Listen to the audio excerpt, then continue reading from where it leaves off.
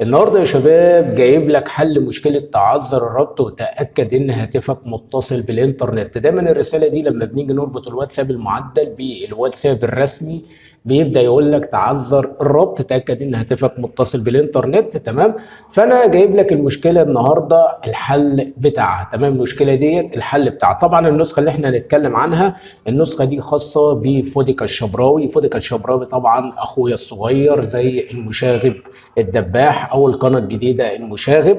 تمام. فيعني من الناس اللي هي مجتهده، الناس اللي هي بتتعب على المحتوى بتاعها، من الناس اللي هي فعلا بتشتغل بجد وبضمير، سواء فوديكا الشبراوي او المشاغب الدباح. تمام. طبعا النسخه اللي احنا بنتكلم عنها النهارده ديت نسخه فوديكا الشبراوي. تمام. هخليك ان شاء الله تقدر تربط بالواتساب تمام الرسمي بالمعدل بطريقه سهله وبسيطه. طبعا احنا يهمنا في الموضوع اللي احنا نساعد كل الناس. تمام. يعني الناس اللي هي مش قادره تربط الواتساب المعدل بالواتساب الرسمي، فاحنا جايبين لكم النسخه دي عشان نقدر نساعدكم وتقدروا تعملوا ربط بالواتساب الرسمي والواتساب المعدل عادي بدون اي مشكله. تمام.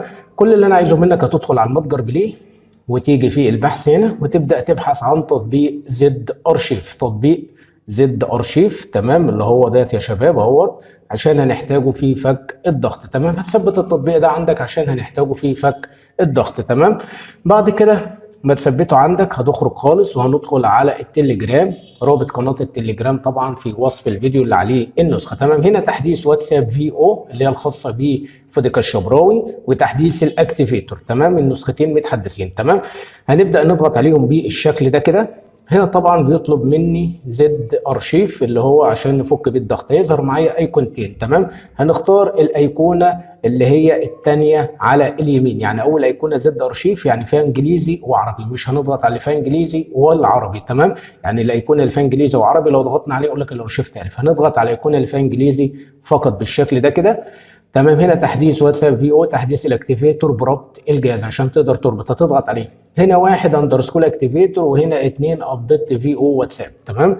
طيب هنضغط على واحد اندرسكول اكتيفيتور بالشكل كده ونقول له تثبيت. هنا بيطلب مني كلمه المرور. كلمه المرور طبعا انا بقولها بصوتي على جزئين، هقول لك جزء دلوقتي والجزء الثاني هقوله لك في نهايه الفيديو. اول جزء من كلمه المرور 55، اول جزء 55، ثاني جزء بقى هقوله لك في نهايه الفيديو، ولكن انا هكتبه عشان استخرج النسخه قدامك. طبعا انا كتبت كلمه المرور كامله، هقول حسنا. هيبدا استخرج معايا زي ما انتم شايفين. تمام. هقول له اداه تثبيت الحذف. هيبدا النسخه تتثبت معايا اهيت. هنا تثبيت، هقول له تثبيت مفيش اي مشكله. هيبدا يثبت معايا واكون مجهز الموبايل الثاني اللي هصور بيه الكيو ار كود. تمام. اللي هنصور بيه الكيو ار كود. تمام. سواء بقى قافل حمايه جوجل بلاي او مش قافل حمايه جوجل بلاي ما فيهاش اي مشكله. تمام. يعني خلي حمايه جوجل بلاي مفعله عادي ما فيش اي مشكله وهنقدر نفتح النسخه. تمام. هنقول له تم. النسخة تبدأ تظهر معانا بالشكل اللي انتوا هتشوفوه دلوقتي. تمام اهيت. تمام. هندي لها السماح بالكل عادي. الو مفيش اي مشكلة. تمام. النسخة تبدأ نقول لها برضو السماح بالوصول. تمام. مفيش اي مشكلة اهي. تمام. هنرجع كده هتلاقي النسخة قدامك اهي زي ما انتوا شايفينها. تمام. هنضغط عليها اهي. تمام. هنقول اوكي. هنجهز الموبايل التاني بتاعنا عشان نصور بيه الكيو ار كود ونجهز الكاميرا بتاعتنا. تمام. هنبدا نقول الموافقه والمتابعه. تمام. هيجي الكيو ار كود هنبدا نصوره بالشكل ده كده. هنضغط على الكيو ار كود ونجهزه في الموبايل بتاعنا. هنروح الواتساب الرسمي اهوت. ثواني عفوا. هنضغط بس الكلام ده تعمله بسرعه جدا عشان الكيو ار كود بيتغير كل تقريبا 30 ثانيه. الاجهزه المرتبطه هنضغط عليها. ربط الجهاز هنديله البصمه. تمام. هنقول له موافق. طبعا هنبدا نصور الكيو ار كود بتاعنا اهوت. جاري تسجيل الدخول. هتلاحظ دلوقتي ان النسخه دخلت معايا عادي مفيش اي مشكله. هتدخل معايا اهيت. ممكن تاخر معاك شويه عشان الاندرويد بتاعك او بقالك فتره ما ربطتش. تمام.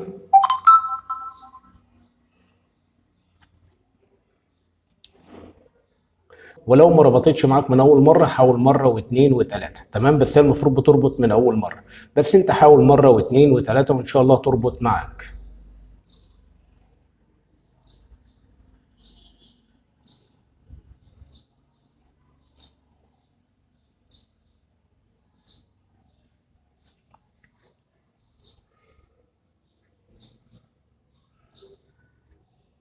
زي ما انتم شايفين اهيت النسخه ربطت من اول مره، اندرويد 14 تمام، ربطت من اول مره. طيب هنروح للنسخه بقى كده من بره اهوت، زي ما انتم شايفين اهوت، هنضغط عليها هتلاقي النسخه جاري تحميل الدردشات. هنطلع خالص، هندخل تاني على النسخه، هتلاقي النسخه فتحت معاك عادي، مفيش اي مشكله. زي ما انتم شايفين، هل صليت على الرسول الله عليه الصلاه والسلام. طبعا النسخه دي خاصه بفوديكا الشبراوي زي ما احنا قلنا كده تمام. طيب هنرجع بقى لتطبيق زد ارشيف تاني اهوت، وهنضغط على 2 اندرسكور ابديت في او واتساب عشان نبدا ايه نستفاد بالمميزات. هنبدا نحدث النسخه التانية تمام. طيب بعد كده هنبدأ برضو نكتب الباسورد. هنكتب أول جزء من الباسورد زي ما قلنا 55، تاني جزء بقى هقوله لك في نهاية الفيديو. هنقول حسنا عشان نبدأ نحدث ونستفاد بالمميزات بتاعتنا تمام. أداة تثبيت الحزب، تحديث في او فوديكا تمام. النسخة جميلة جدا والله العظيم، يعني بجد المشاغب الدباح وفوديكا الشبراوي من الناس المجتهدة جدا جدا جدا جدا في المحتوى ده بالذات. يعني أتمنى تتابع المشاغب وتتابع فوديكا الشبراوي تمام. هنقول تم. الاتنين طبعا اخواتي الصغيرين يعني، وانا بحبهم جدا والله يعني. آه هنطلع كده هتلاقي النسخه هي بقت فوديكا الشبراوي، هيبقى فوديكا هنضغط عليها هيبدا يظهر معاك بالشكل ده تمام. طبعا لو النسخه طلبت منك تحديث والكلام ده كله ان شاء الله هيبقى هينزل معاها التحديث تمام. وهنا طبعا لو انت عايز تضيف اكتر من حساب، هنا طبعا لو انت عايز تعمل وضع الطيران، وضع الليلي، هنا تفعيل وضع الشبح، هنضغط على الثلاث نقاط. تحديث جي بي، تحديث جي بي واتساب من الموقع الرسمي، لو ضغطت عليها كده هيبدا يدخلك على قناه فوديكا الشبراوي تمام. او زي ما انتم شايفين اهوت، هنضغط هنرجع تاني مفيش اي مشكله، نضغط على الثلاث نقاط.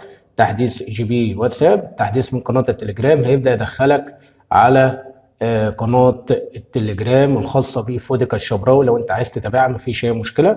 هنرجع كده هنضغط على الثلاث نقاط وهنجيب اضافات في او.